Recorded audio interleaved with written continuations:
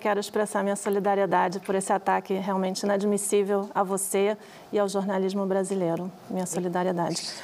Professor Levitsky, o senhor está escrevendo, junto com Daniel Ziblatt, o segundo volume de Como Morrem as Democracias. E o senhor contou numa recente entrevista que nesse segundo volume serão apontados 3 elementos básicos que devem ser observados para determinar se um líder, um partido ou um presidente, um candidato são ou não democráticos. O senhor mencionou rechaçar publicamente a violência e se descolar de violência de grupos violentos, esses seriam 2 sem ambiguidades, e aceitar o resultado de uma eleição também sem ambiguidades, que eu acho que é um elemento importante do indicador, né? A parte de aceitar realmente sem nenhuma ambiguidade.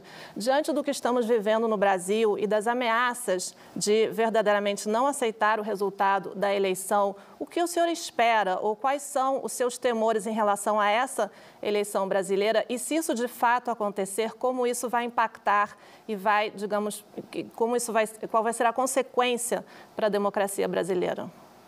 Well, there are 2 different scenarios. There's a scenario in which Bolsonaro wins the election cleanly in a democratic election, in which case he will have to serve a second term.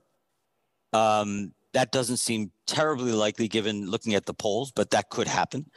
And there's another scenario in which he refuses to accept the results, creates a crisis, and perhaps with the help of the military is able to overturn the results and stay in office, at which point Brazil would cease to be a democracy. So those are 2 very, very, very different scenarios.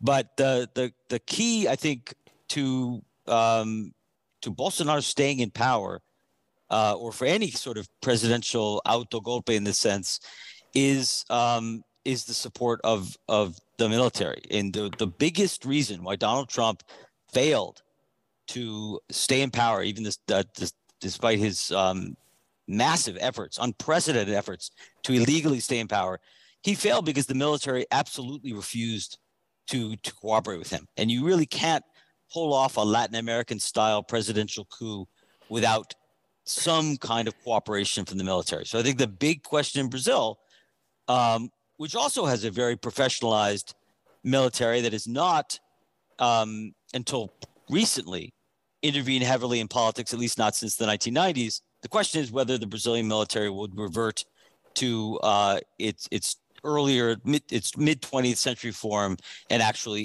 intervene on Bolsonaro's behalf. I think if the military does what the military is supposed to do, and stick to the Constitution, it will be hard for Bolsonaro to. I think he's likely to fail like Trump.